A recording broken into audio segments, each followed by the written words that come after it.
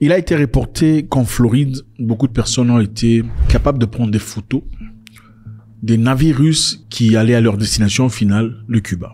The big news making international headlines, a nuclear-powered Russian submarine and 3 Russian ships arrived in Cuba today.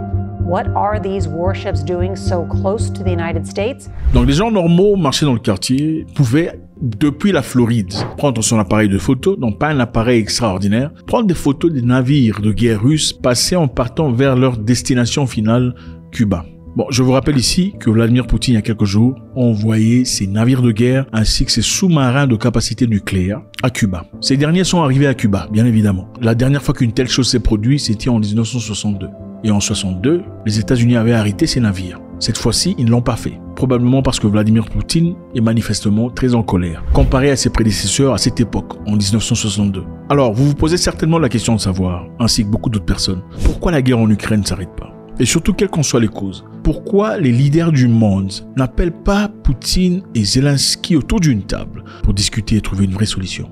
Ce serait logique, n'est-ce pas? Comme l'a dit Elon Musk, pourquoi on ne trouverait pas une solution à l'amiable? Pourquoi on ne s'assierait pas quelque part pour discuter? Pourquoi ne pas carrément enterrer la hache des guerres et trouver une solution qui marcherait ou qui fonctionnerait pour tout le monde? Vous vous êtes certainement posé la question de savoir quelle est la vraie raison de cette guerre en Ukraine. Et il y a eu beaucoup de probabilités. Je pense qu'avec cette vidéo que nous allons tous suivre, nous trouverons ensemble les vraies raisons de cette guerre en Ukraine. Le monsieur que vous allez suivre s'appelle Lindsey Graham.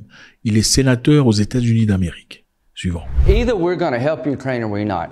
It's now time to give them the F-16s, let them fly the planes, long-range artillery to hit targets inside of Russia. They're sitting on $10 to $12 trillion of critical minerals in Ukraine. They could be the richest country in all of Europe. I don't want to give that money and those assets to Putin to share with China. Wow. If we help Ukraine now, they can become the best business partner we ever dreamed of. Wow. That $10 to $12 trillion of critical mineral assets could be used by Ukraine and the West, Incroyable. not given to Putin and China. This is a very big deal how Ukraine ends. Let's help them win a war we can't afford to lose. Let's find a solution to this war. But they're sitting on a gold mine to Wow. give Putin $10 or $12 trillion of critical minerals that he will share with China is ridiculous. Waouh!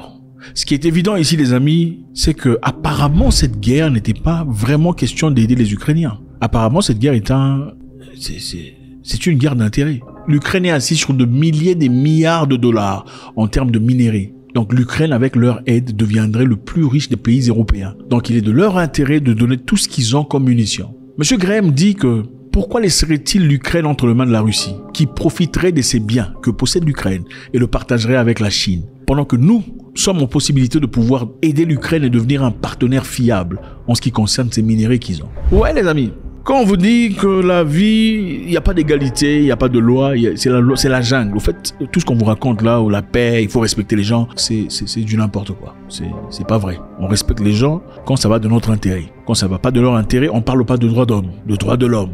Quand ça va pas de leur intérêt, on ne parle pas de crimes de guerre.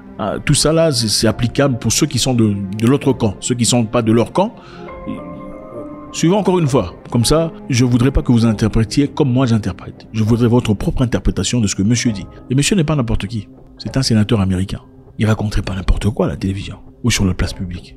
Suivons encore une fois. Either we're going to help Ukraine or we're not. It's now time to give them the F-16s, let them fly the planes, long-range artillery to hit targets inside of Russia. Il est donc temps de donner aux Ukrainiens des F-16 et des missiles de longue portée pour frapper à l'intérieur de la Russie. They're sitting on $10 to $12 trillion of critical minerals in Ukraine. Ils sont assis sur de centaines de milliards de dollars en termes de minerais.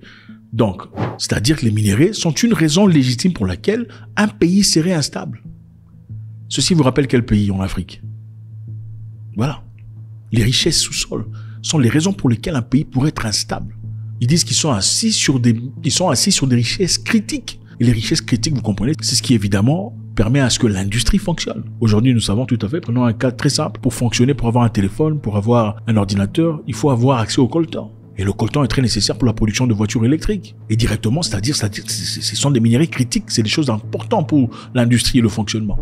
Alors, quels sont les pays qui sont en guerre aujourd'hui à cause de ces minéraux critiques dont ils parlent? Suivant. They could be the richest country in all of Europe. I don't want to give that money and those assets to Putin to share with China. Wow. L'Ukraine pourrait devenir le pays le plus riche d'Europe. Et je ne voudrais pas donner cet argent et cette opportunité à la Russie qui la partagera avec la Chine. Vous entendez les amis? Donc on s'en fout de la vie de toutes ces jeunes personnes qui vont tomber dans cette guerre évidemment, les enfants de quelqu'un, les neveux de quelqu'un, les parents de quelqu'un. Du moment que eux se font de l'argent. Ça c'est pas moi qui le dis, vous suivez? C'est pas moi qui le dis, hein? Suivez. If we help Ukraine now, they can become the best business partner we ever dreamed of. That $10 to $12 trillion of critical mineral assets could be used by Ukraine and the West. Wow.